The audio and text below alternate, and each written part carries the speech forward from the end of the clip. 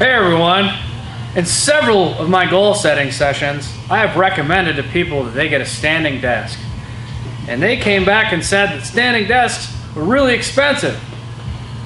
Coach Jake and I have figured out a way to make a standing desk at no expense whatsoever.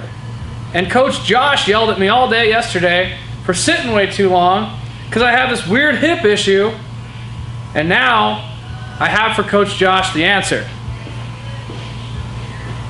So you see,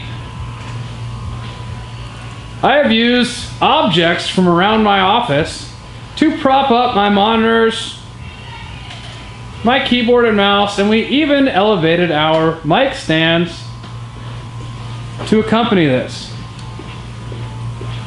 Coach Jake, however, has gotten a little bit more creative here. He didn't elevate his monitor, he just tilted it up, and he's used a file box and looks like an old cardboard box with some supplement cream inside.